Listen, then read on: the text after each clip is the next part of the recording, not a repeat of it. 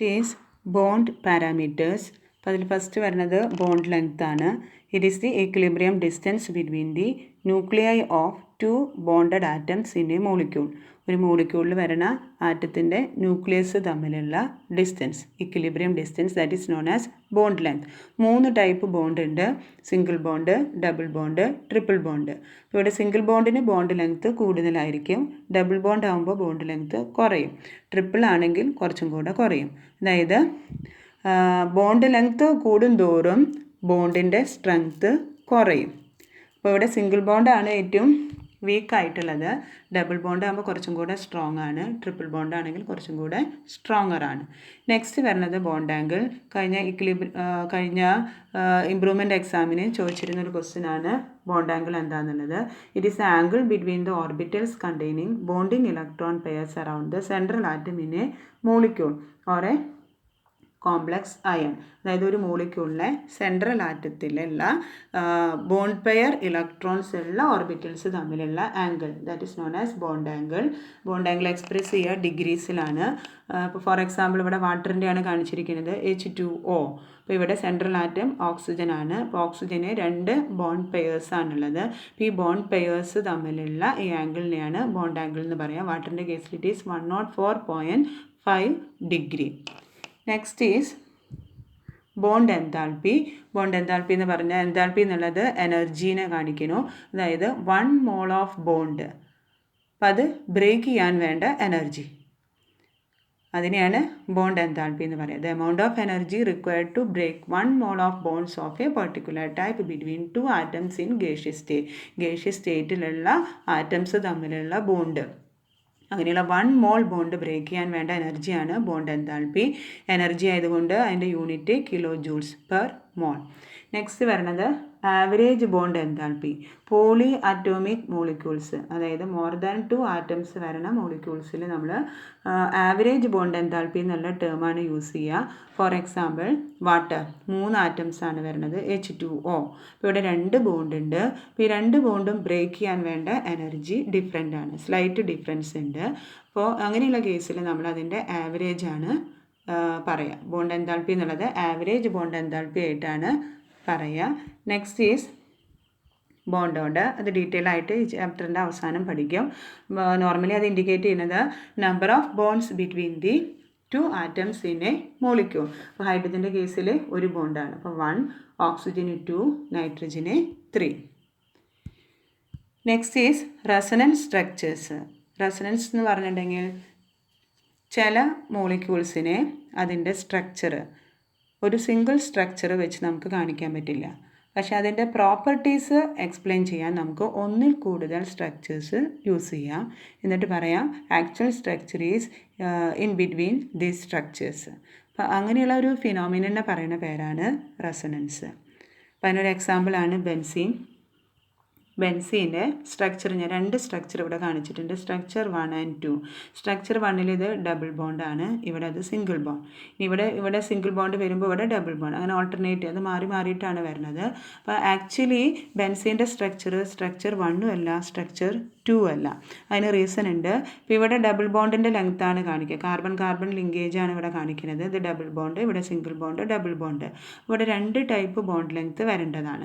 Actually ബെൻസീനിലെ carbon linkage അതിൻ്റെ bond length എല്ലാം same ആണ്. അതായത് ഡബിൾ ബോണ്ടിനും സിംഗിൾ ബോണ്ടിനും ഇൻ ബിറ്റ്വീൻ ആണ് ബോണ്ട് ലെങ്ത്ത് വരുന്നത്. അപ്പോൾ അതുകൊണ്ട് തന്നെ ബെൻസീൻ്റെ സ്ട്രക്ചർ 1 അല്ല, സ്ട്രക്ചർ 2 അല്ല, that is in between these 2 structures. അപ്പോൾ ആ ഫിനോമിനനെ പറയുന്ന പേരാണ് റെസണൻസ്. അപ്പോൾ when a molecule cannot be represented by a single structure, but its characteristic properties can be described by 2 or more structures with a similar energy, positions of nuclei, bonding and non-bonding electron pairs, then the actual structure is said to be a resonance hybrid of this structure. This phenomenon is called resonance. ഇങ്ങനെയുള്ള resonance സ്ട്രക്ചേഴ്സിനെ canonical structures എന്നും പറയും. ഈ resonance represent ചെയ്യുക by double headed ആരോ. അതുപോലെ തന്നെ resonance exhibit ചെയ്യുന്ന മോളിക്യൂളിന് stability കൂടുതലായിരിക്കും. അപ്പോൾ ബെൻസീനിൽ റെസണൻസ് ഉണ്ട്, അതുപോലെ തന്നെ ഓസോൺ മോളിക്യൂളിലും റെസണൻസ് ഉണ്ട്. അപ്പോൾ ഓസോണിൻ്റെ സ്ട്രക്ചർ നമ്മൾ ഫോർമൽ ചാർജിൽ ഓൾറെഡി പറഞ്ഞതാണ്. അപ്പോൾ ഓസോണിൻ്റെ കേസിലെ ഇവിടെ സിംഗിൾ ബോണ്ട്, ഇവിടെ ഡബിൾ ബോണ്ട് ആണെങ്കിൽ 121 പൈക്കോമീറ്ററാണ് ബോണ്ട് ലെങ്ത് വരേണ്ടത്. സിംഗിൾ ബോണ്ട് ആണെങ്കിൽ കുറച്ചും കൂടെ ലോങ് ആയിരിക്കും, അതായത് 148 പൈക്കോമീറ്റർ. ആക്ച്വലി ഓസോണിൻ്റെ കേസിൽ ഓക്സിജൻ ബോണ്ട് ലെങ്ത് 148 അല്ല 121 അല്ല, that is 128 picometre. That is in between that of A single bond and double bond. അപ്പോൾ ഇവിടെ ഓസോണിൻ്റെ സ്ട്രക്ചർ 1 അല്ല, സ്ട്രക്ചർ 2 അല്ല, that is in between these two structures. അപ്പോൾ അതാണ് ഇവിടെ കാണിച്ചിരിക്കുന്നത്.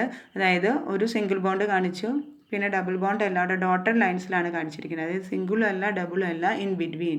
അപ്പോൾ ഇവിടെ ഈക്വലൻ്റ് ടു ഓസോണിൻ്റെ structure, that is equivalent to this structure. ഇതുപോലെ തന്നെ കാർബൺ ഡൈ ഓക്സൈഡ് ആണെങ്കിലും ഇവിടെ 3 റെസൊണൻസ് സ്ട്രക്ചേഴ്സ് പോസിബിൾ ആണ്. കാർബൺ ഡൈ ഓക്സൈഡിൻ്റെ ലൂയിസ് റെപ്രസെൻറ്റേഷൻ എഴുതുമ്പോൾ ഇങ്ങനെയാണ് വരിക. കാർബണിൽ 4 വാലൻസ് ഇലക്ട്രോൺ, ഓക്സിജൻ്റെ കേസിൽ 6 എണ്ണം. അപ്പോൾ ഇവിടെ ഈ 2 ഇലക്ട്രോൺ പെയർസ് വീതം ഷെയർ ചെയ്യണം. അപ്പോൾ ഇതിൻ്റെ റെസൊണൻസ് എഴുതുമ്പോൾ ഏതെങ്കിലും ഒരു ഓക്സിജൻ ആറ്റത്തിലുള്ള ഒരു ഇലക്ട്രോൺ പെയർ അത് ഇങ്ങോട്ട് ഈ കാർബണും ഓക്സിജനും ഇടയിലേക്ക് ഷിഫ്റ്റ് ചെയ്യാണ്. അതായത് ഇപ്പോൾ ഇവിടെ ഓൾറെഡി 2 ഇലക്ട്രോൺ പെയർസാണ് ഷെയർ ചെയ്യുന്നത്. അപ്പോൾ ഈ ഇലക്ട്രോൺ പെയർ ഇങ്ങോട്ട് ഷിഫ്റ്റ് ചെയ്താൽ ഇവിടെ 3 ഇലക്ട്രോൺ പെയർസാവും, അതായത് ട്രിപ്പിൾ ബോണ്ടാവും. അപ്പോൾ ഇവിടെ ഓക്സിജനെ ഇലക്ട്രോൺ നഷ്ടപ്പെടുന്നതുകൊണ്ട് അവിടെ പോസിറ്റീവ് ചാർജ് കാണിക്കുന്നു. അപ്പോൾ ഇങ്ങനെ വരുമ്പോൾ കാർബണിൻ്റെ ഒക്ടേറ്റ് എക്സ്പാൻഡ് ചെയ്യും. അപ്പോൾ ഇവിടെ 3 ഇലക്ട്രോൺ പെയർസ് വരുമ്പോൾ ഓട്ടോമാറ്റിക്കായിട്ട് ഇവിടെ നിന്ന് ഒരു ഇലക്ട്രോൺ പെയർ തൊട്ടടുത്ത ഓക്സിജനിലേക്ക് ഷിഫ്റ്റ് ചെയ്യും. അതാണ് ആരോ ഇങ്ങോട്ട് കാണിച്ചിരിക്കുന്നത്. അപ്പോൾ ഇവിടെ ഓൾറെഡി 6 ഇലക്ട്രോൺസ് ഉണ്ട്.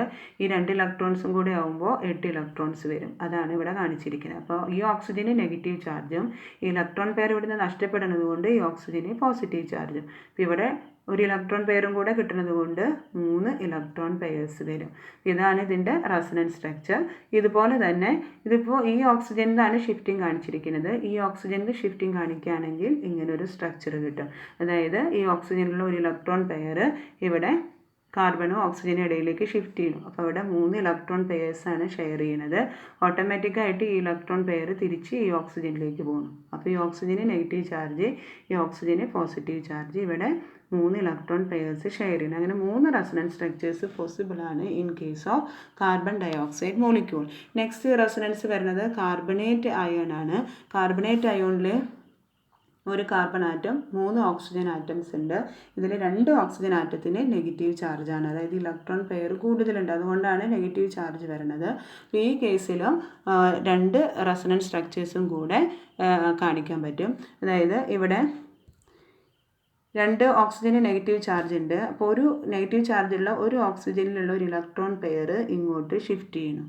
അപ്പോൾ അങ്ങനെ വരുമ്പോൾ ഈ കാർബൺ ഇവിടെയാണ് ഇത് കാണിച്ചിരിക്കുന്നത്. ഇങ്ങനെയുള്ളൊരു ഷിഫ്റ്റിങ്ങിൽ ഇത് ഇവിടെ കാണിച്ചിരിക്കുന്നു. ഈ ഇലക്ട്രോൺ പെയർ ഇങ്ങനെ കാർബണും ഓക്സിജനും കൂടെ ഷെയർ ചെയ്യാൻ കൊടുക്കുമ്പോൾ അവിടെ ഇപ്പോൾ ഓൾറെഡി സിംഗിൾ ബോണ്ടാണ്, അത് ഡബിൾ ബോണ്ടായിട്ട് മാറും.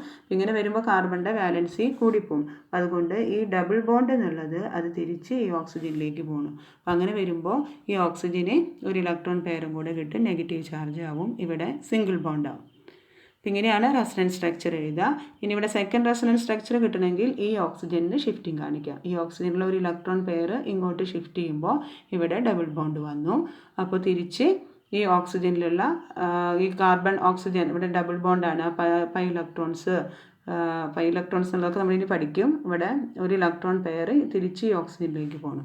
അപ്പോഴാണ് ഈ സെക്കൻഡ് സ്ട്രക്ചർ കിട്ടുക. അപ്പോൾ ഈ 2 റെസൊണൻസ് സ്ട്രക്ചേഴ്സ് ശ്രദ്ധിച്ച് പഠിക്കാൻ പറ്റുന്നവർ പഠിക്കുക. റെസൊണൻസ് ചോദിച്ചാൽ സിമ്പിളായിട്ടുള്ള ഓസോണിൻ്റെയെങ്കിലും എക്സ്പ്രസ് ചെയ്യാൻ എല്ലാവരും പഠിക്കാം.